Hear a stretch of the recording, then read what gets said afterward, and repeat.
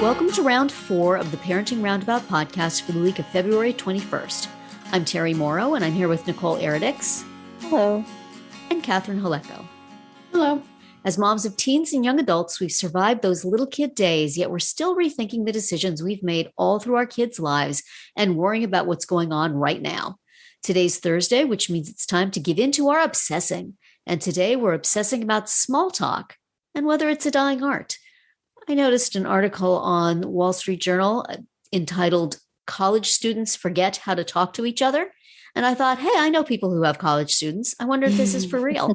So what do you guys think? Do you notice that post-pandemic kids no longer know how to be like just in the real world, non-virtually, non-Zoomy, remotely?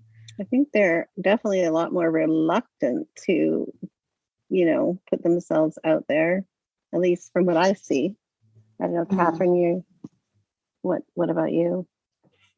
Yeah, I don't know.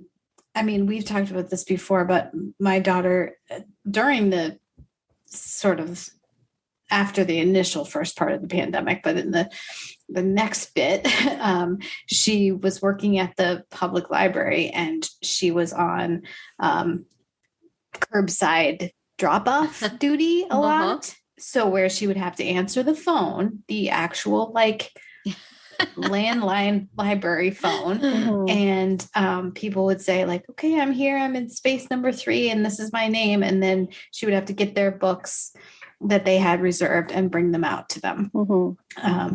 And it really gave her lots and lots of practice at talking on the phone and talking to people. So she had that experience.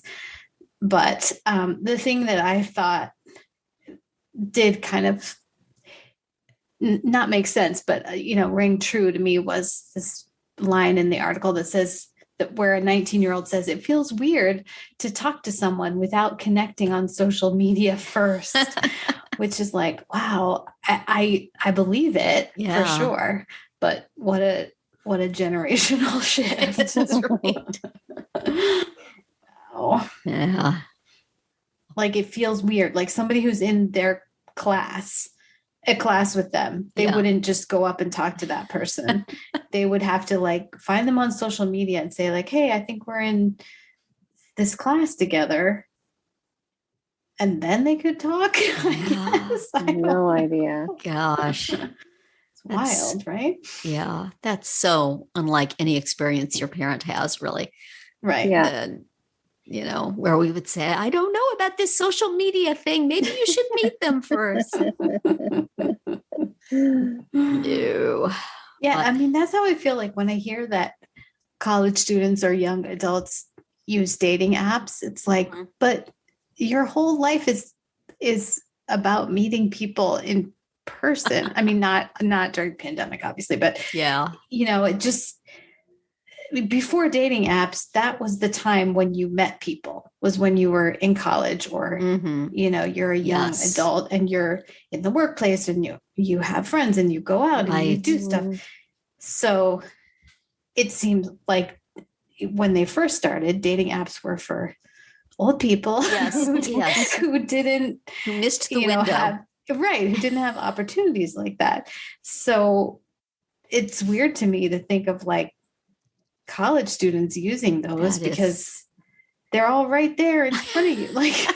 Why do you need this? This is when you're supposed to meet in person. Yeah. But maybe according to this article, they are not doing that. How Not weird to use really. a dating app to chat with somebody in your dorm. I don't know. I have to share this story. Somebody I know uses a dating app. And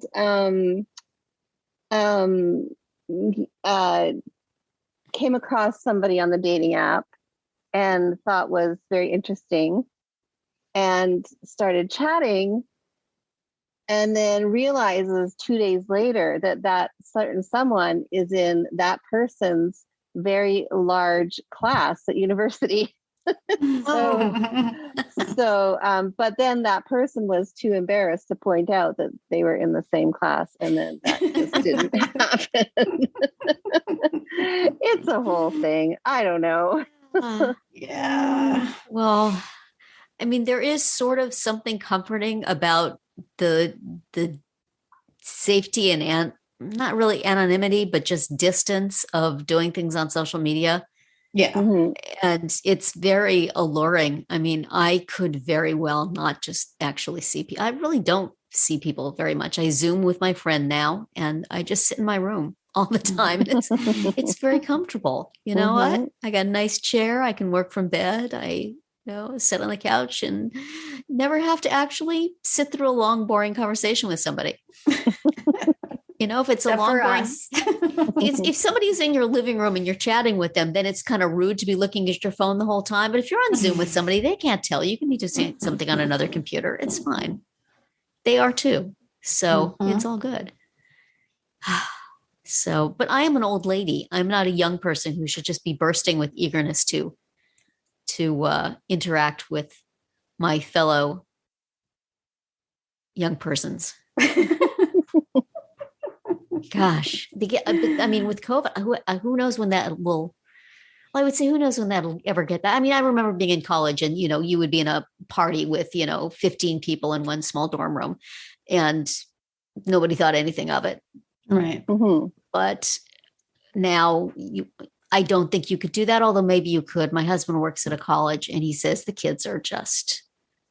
Nobody's paying attention to it. They're just breathing all over They're each just other. breathing all over each other. He says they come in with their masks on. They sit down at a table, like 10 or 12 of them, and then they all take their masks off. And it's like, who are we kidding? Right. Yeah. But so, there's a certain riskiness of youth that. But at least they're talking to each other in person in that That's scenario. true. They are. So maybe this is not true of everybody, because they seem to be. At least, well, this is a grouchy old man judging the actions of teenagers. So who knows what the heck they're doing? Hard to say. This may be the only time they actually see each other in the entire day. They may be just sequestered. But, this is the same person who grouses when a kid is in shorts when it's 20 degrees outside. Like the people who judge the moms, they're the people who judge the kids. I am to one.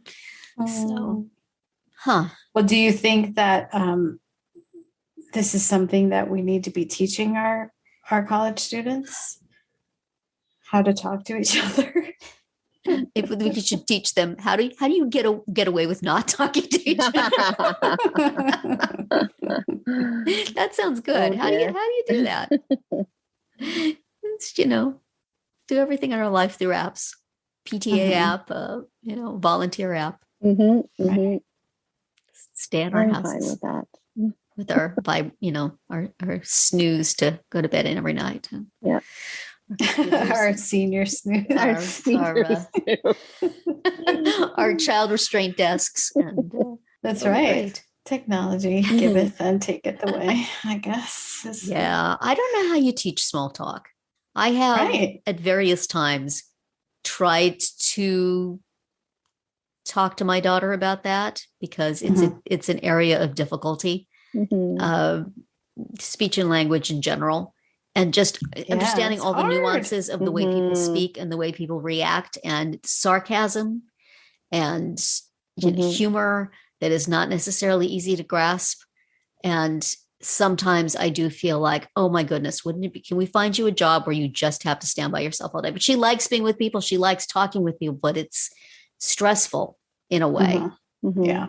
Never quite knows what's going on. And my son seems to small talk with his fellow workers just fine. And he comes home and he repeats conversations to me. And, young dudes working in a parking lot, sometimes not using the kind of language you want to come home and tell your mom about. He lacks the filter to say, let me just edit this down for mom. Right. So I get the whole thing. And it's like, well, it's nice that you're getting along with your friends, honey. That sounds like fun. Don't use that word in front of your dad, please. Right. When you're on Zoom with not appropriate for all audiences, but I'm glad you fellows are having a good time. Yeah, it's hard. I mean, because I think it's certainly a difficult skill for a lot of adults. Yeah, it is. You know, how to strike up a conversation with a stranger. Mm-hmm.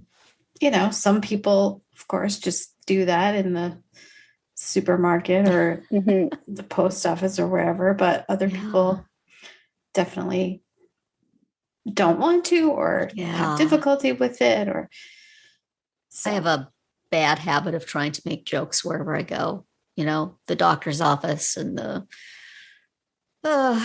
people in the supermarket line and stuff. And sometimes people seem to really enjoy talking to me, and other times you can just tell they're like, oh, just shut up. I'm just examine you. It's not necessary to put on a show. And when they laugh, I feel really good about myself. It's like, I like that doctor. He laughed at my jokes. Right. This is all it takes, folks. Laugh at my jokes, and I will be happy. I will keep loyal for life. Friend for life.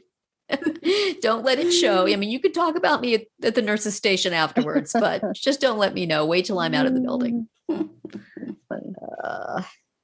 So that's pretty good at it when I was in college, though. I think it's tough, and you know, the phone is certainly a crutch that we can use to our advantage or disadvantage. Yeah, right? Just the whole comforting embrace of social media and being able, but unfortunately, when you're not actually talking to somebody who is physically in your presence, it's a lot easier to, right, be not nice. Yeah, and also like if you want to avoid people who you are with, then you can certainly bury your nose in your phone and appear to be having a very important conversation. But we've never done that. No, not at all. No.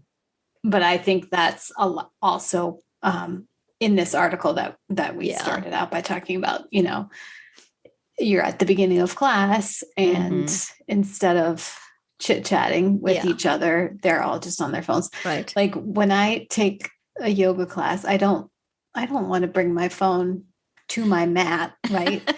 Right. But sometimes, you know, you're just sitting there and sometimes people talk and sometimes people don't. It depends on sort of who else is there. You're supposed to be getting into a meditative mood, right? Yeah. So that's sort of like, you know, do people like, should I say anything? Because maybe nobody wants to talk right now. So they need mats with like a discrete built-in screen. So